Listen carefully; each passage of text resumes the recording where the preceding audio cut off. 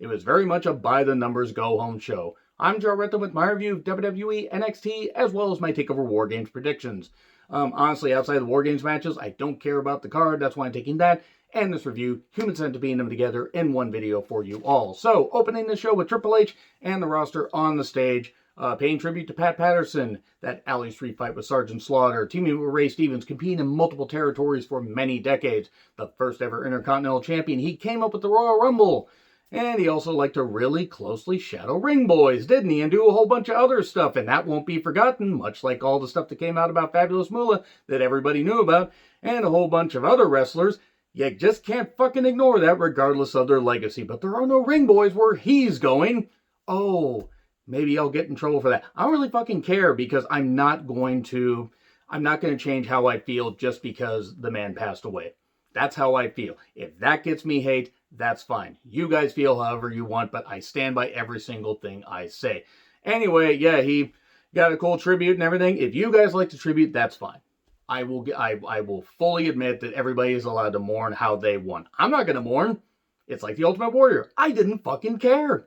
Didn't fucking care one bit. Anyway, we get the dubbed in thank you Pat chants, or maybe they weren't that dubbed in and people just had megaphones. I don't know. They borrowed Jimmy Hart's megaphone, perhaps. And then we get the intro, and then suddenly slam right into Damian Priest doing his entrance. It's Damian Priest and Leon Ruff versus Mendoza and Escobar. Drake the idiot orange ref is the referee here. That goddamn moron, that conspiracy theory nut, the piece of shit. Anyway, the reason this happened is because Priest was cutting a promo backstage, and then Wild Mendoza got in his face. And Wild got shoved into the garage door, seemingly. So Mendoza and Escobar are like, hey, we should face these guys because we need something to do. Or maybe that's just what Creative said. Gargano was on commentary. He was infuriating, and I started to tune this out. This show really was kind of lazy. I mean, I love Priest, and Ruff can work, but I don't really fucking... It's over the North American Championship, which is just a fucking prop at this point. Mendoza hitting the fence. There's lots of ghost faces in the crowd because we need to fucking revisit Screams 1 through 4 and anticipation for Scream 5. And Priest resisted tagging Ruff for a while, went for the Reckoning. Eventually, Ruff did tag in. The Reckoning got hit, and then the Frog Splash 1, 2, 3. And then more ghost faces. Hooray! Shotzi, Ember, and Rhea are talking backstage. Or in this, like, weird metal shop that apparently is just somewhere in the Capitol Wrestling Center.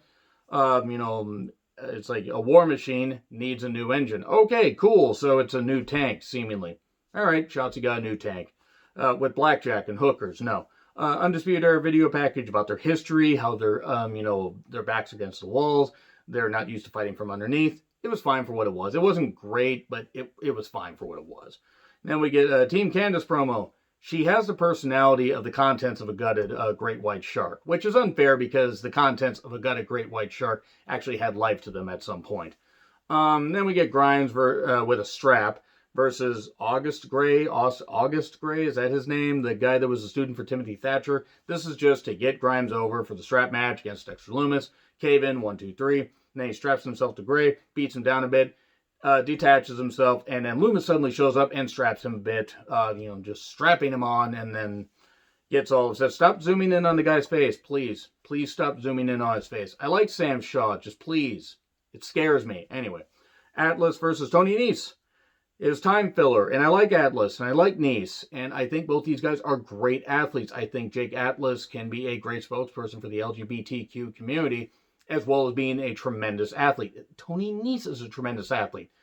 The problem is I don't really care about the Cruiserweight division.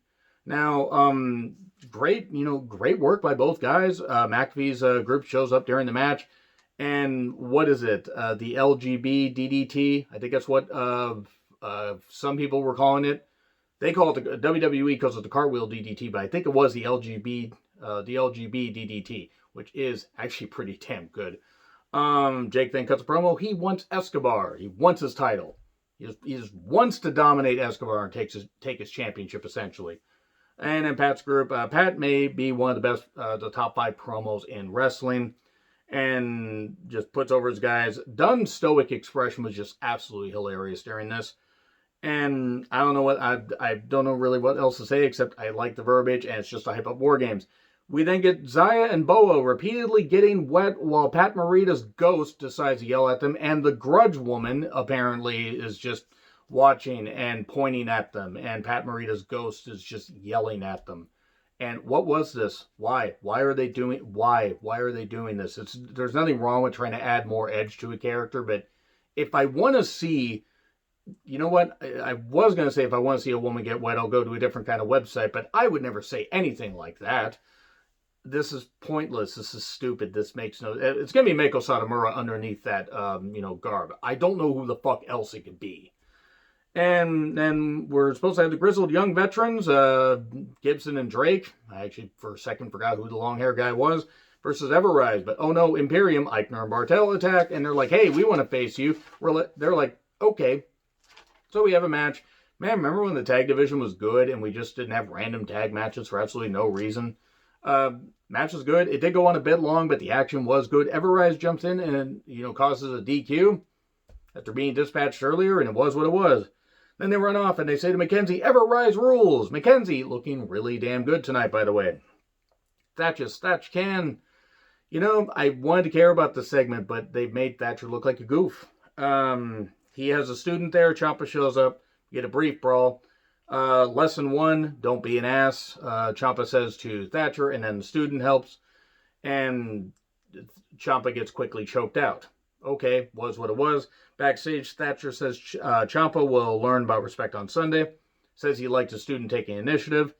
And then we get the teams on platforms for the women. So, the rest of Shotzi's team, it's just Rhea and Ember because we don't know who the fourth member is, even though it's pretty fucking obvious who it was going to be.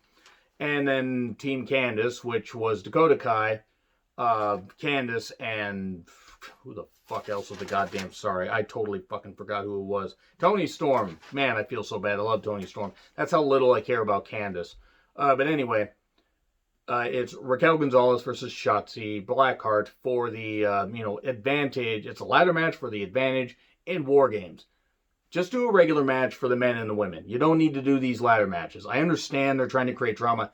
And O'Reilly and Pete Dunne had a good one last week.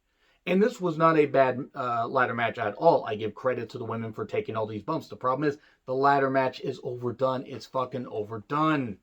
We get a coffin drop off the fence. Later, a bad senton spot outside. A lot of ladder usage. Indy Hartwell pushes a ladder so they can get off the platform. Team Candice can get off the platform, and Indy's wearing a neck brace after the attack from, recent events. And Rhea's group also got down somehow because somebody else pushed the ladder there. Wonder who it could be. It's Io Shirai. Io Shirai attacks and starts choking out Raquel. How I wish that was me. And then evens the odds with the moonsault, and Shotzi eventually wins. And that's really about all I got to say about that. Credit to the women. It could be good, but I don't know. I'm sorry, guys. It's just, NXT at times is kind of a bit of a bland show.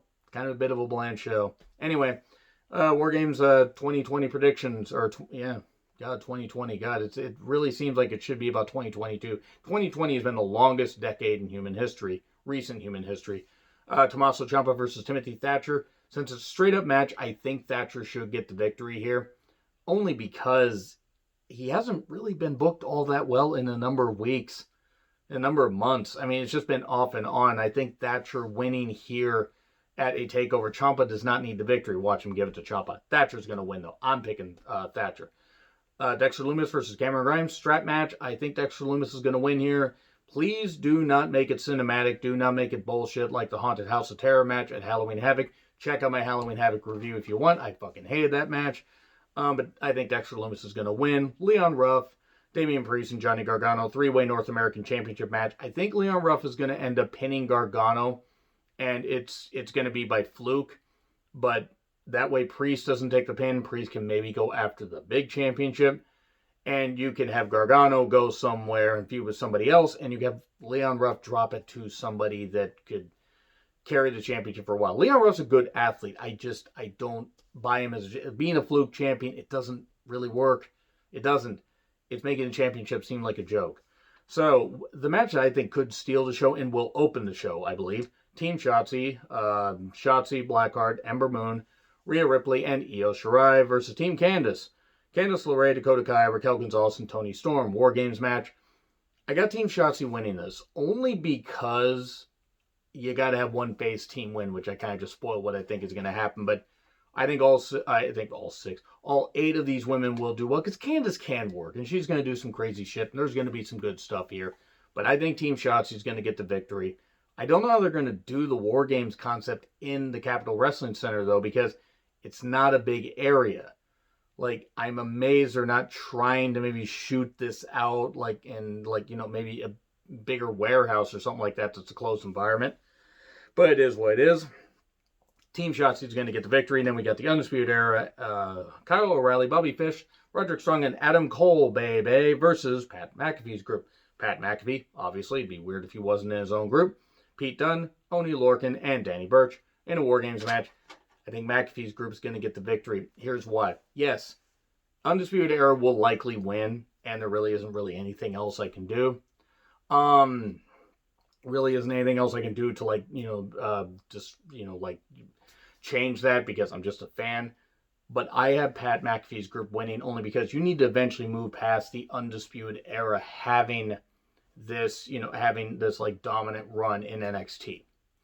If you don't have Pat McAfee's group win, then you've kind of just admitted that you don't really care much about this new heel group. And yes, you want the heels to get their comeuppance, but Pat already lost to Adam Cole at, the Takeover where they had their match. I mean, why wouldn't you just have Pat's group win here? So I'm going to pick Pat's group. That's hard to say. And that's all I got to say about that. Let me know what you guys think in the comments. Like, share, subscribe, Twitter handle in the description. I'm John Ritlin. I'll see you soon.